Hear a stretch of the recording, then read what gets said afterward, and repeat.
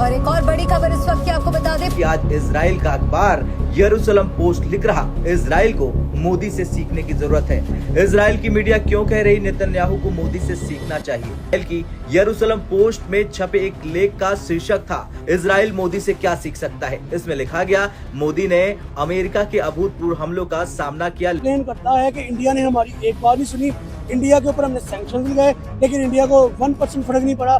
India को हमने गिराने की कोशिश की, इंडिया उतना ही ऊपर गया। इंडिया को हमने कहते ना पाँवों में मिट्टी में रोलने की कोशिश की, लेकिन इंडिया ने उतना ही अपने ताल्लुकात। लेकिन कभी जल्दबाजी में माफी नहीं मांगी। उन्होंने राष्ट्रीय सम्मान की रक्षा करते हुए अमेरिका को जोरदार जवाब दिया। दुनिया को ये साफ संदेश दिया गया कि भारत किसी का अधीनस्थ नहीं है। लेख में इजराइल के एक फैसले की आलोचना भी की गई। हाल ही में इजरायली सेना ने खान यूनिस हमले में पत्रकारों की मौत पर माफी मांगी थी। पॉलिटिकल डोमेन में, सोशल, इकोनॉमिक, हर डोमेन में वो जो कहता है ना कि अपनी रोटी खाओ नहीं तो मेरी गोली तो है ये, this is a serious.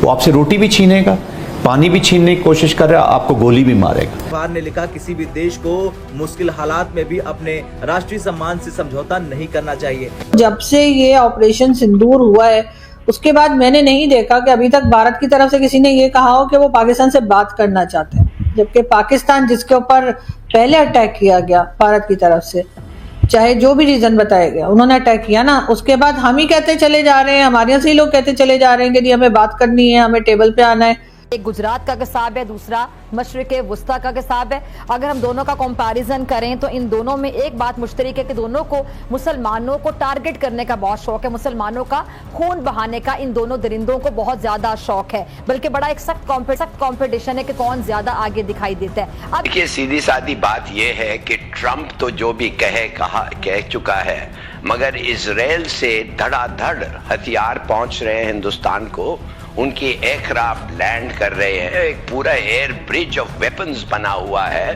Between Israel and India. तो जब ये हालात हों तो पहले आप अपने आप को प्रोटेक्ट करते हैं। बिल्कुल कमेंसरेटिंग रिस्पांस नहीं है स्टेट का जी। मैं बिल्कुल बरमला ये कहना चाहूंगा कि हमें और चीजें करने की जरूरत है। अभी भी जो भारत ने अटैक किया उसके बाद न जाने कहां के लोग पकड़ के तो इन्होंने सर मेडल दिए हैं।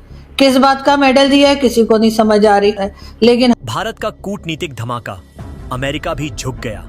नमस्कार दर्शकों, आज का दिन ऐतिहासिक है क्योंकि पूरी दुनिया की नजर अब भारत और उसकी विदेश नीति पर टिकी हुई है। सोचिए, वो अमेरिका जिसकी शर्तें बरसों से सब मानते थे, आज पीएम मोदी और भारत की कूटनीति के आगे सिर झुकाने पर मजबूर हो गया है। ग्लोबल मीडिया की प्रतिक्रिया, इजरायली मीडिया ने साफ साफ कहा, भारत की विदेश नीति अब ग्लोबल मंच पर ट्रेंड सेट कर रही है। यूरोप, एशिया और सबसे बड़ी न्यूज एजेंसियां खुलकर भारत को निर्णायक महाशक्ति मान रही हैं। दुनिया भर में भारत की बढ़ती ताकत की चर्चा है, चाहे फॉरेक्स का रिकॉर्ड स्तर हो, कूटनीतिक सौदे या मोदी सरकार की रणनीति। अमेरिका का बदलता नजरिया, डोनाल्ड ट्रंप, जो कभी मनमानी के लिए फेमस थे, अब प्रेस कॉन्फ्रेंस में बोल रहे हैं, मोदी मेरा अच्छा दोस्त है, भारत हमारा रणनीतिक पार्टनर है। यानी भारत की मजबूती ने अमेरिका की सोच को ही बदल डाला। अब संवाद, सम्मान और पार्टनरशिप की बात हो रही है। भारत की डिप्लोमेसी क्यों है सुपर पावर लेवल की? भारत न डरता है न दबाव में आता है। हर फैसला भारत के हित और स्वाभिमान के लिए किसी विदेशी ताकत के सामने आज भारत मजबूती से खड़ा है। विशेषज्ञ कहते हैं, भारत केवल आगे बढ़ रहा देश नहीं, आज निर्णायक शक्ति बन चुका है। विदेश नीति और आर्थिक ताकत ने भारत को ग्लोबल मास्टर बना दिया है। दूसरी ओर जहां भारत की तारीफ हो रही है, वहीं पाकिस्तान में खलबली है। जिस ट्रंप पर भरोसा करते थे, वही खुलकर भारत की तारीफ कर रहे हैं। पाकिस्तानी मीडिया में सवाल गूंज रहे हैं, अब कौन बचाएगा हमें अगर अमेरिका और भारत साथ आ गए?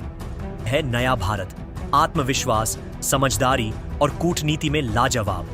पूरी दुनिया आज भारत की उपलब्धि और ताकत को मान रही है। आपकी राय क्या है? क्या अमेरिका का यह रुख भारत की ग्लोबल जीत है? नीचे कमेंट कीजिए। वीडियो पसंद आए तो लाइक, शेयर और सब्सक्राइब दबाएं ताकि हर ऐसी पावरफुल खबर सबसे पहले आप तक पहुंचे। सोचिए, अगर दुनिया की सबसे ताकतवर ताकत अमेरिका आपके देश के खिलाफ मोर्चा खोल दे, टैरिफ लगा दे, आपके प्रधानमंत्री पर लगातार बयानबाजी करे और आपके पड़ोसी दुश्मन देश का खुलकर साथ दे, तब आपका देश क्या कहेगा? शायद बहुत सारे देश झुक जाएंगे, माफी मांग लेंगे या दबाव में आ जाएंगे। लेकिन भारत ने क्या किया? भारत ने अमेरिका के सामने झुकने से साफ मना कर दिया और यही वजह है कि आज इजराइल का अखबार यरूशलेम पोस्ट लिख रहा, इजराइल को मोदी से सीखने की जरूरत है। आज हम इस वीडियो में बात करेंगे ट्रंप के दूसरे कार्यकाल में भारत अमेरिका के रिश्तों का तनाव क्यों बढ़ा, भारत ने अमेरिका के दबाव को कैसे टाल दिया, इजराइल की मीडिया क्यों कह रही नेतन्याहू को मोदी से सीखना चाहिए। तो चलिए शुरू करते हैं। दरअसल डोनाल्ड ट्रंप के दूसरे कार्यकाल में भारत और अमेरिका के रिश्ते गंभीर संकट में फंस गए। अमेरिका ने भारतीय सामानों पर 50% का भारी टैरिफ लगा दिया।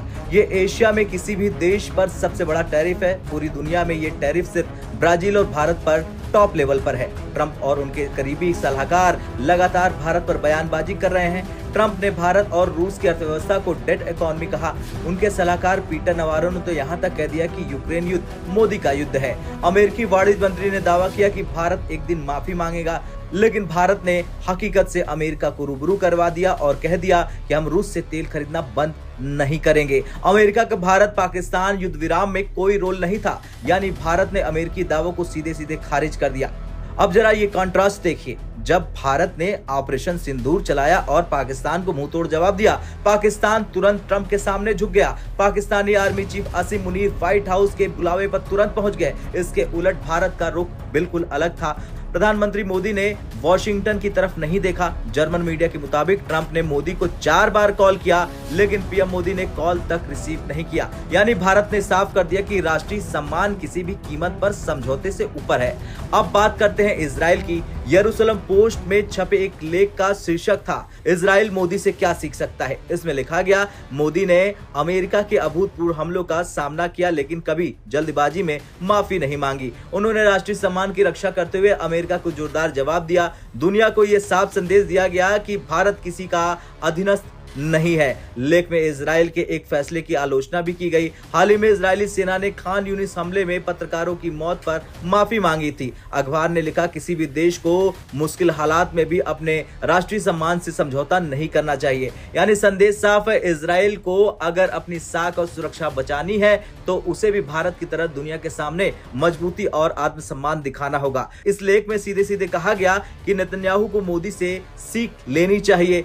भारत ने दिखा दिया कि बड़ा देश वही है जो दबाव में नहीं टूटते। मोदी ने दुनिया को बता दिया कि आत्मसम्मान कोई लग्जरी नहीं बल्कि रणनीतिक संपत्ति है। नेतन्याहू की मुश्किल ये है कि वे अक्सर अमेरिकी दबाव के आगे झुकते हैं, जबकि मोदी का मॉडल कहता है कि चाहे अमेरिका हो या कोई और ताकतवर देश, भारत अपने फैसले खुद करेगा। इस पूरी खबर का संदेश साफ है, अंतर्राष्ट्रीय राजनीति में झुकने से कोई देश बड़ा नहीं होता। सम्मान और मजबूती ही सबसे बड़ी रणनीति है। खैर, आपने देखा कि कैसे भारत ने ट्रंप के दबाव को झुकने से मना कर दिया और आज इजरायली मीडिया तक कह रही कि नेतन्याहू मोदी से कुछ सीखो। असल में यही है 21वीं सदी की नई डिप्लोमेसी, जहां आत्मसम्मान रणनीति से भी बड़ी ताकत है। अब आपसे सवाल, आपको क्या लगता है, क्या नेतन्याहू भारत से सीखकर अपनी पॉलिसी बदलेंगे?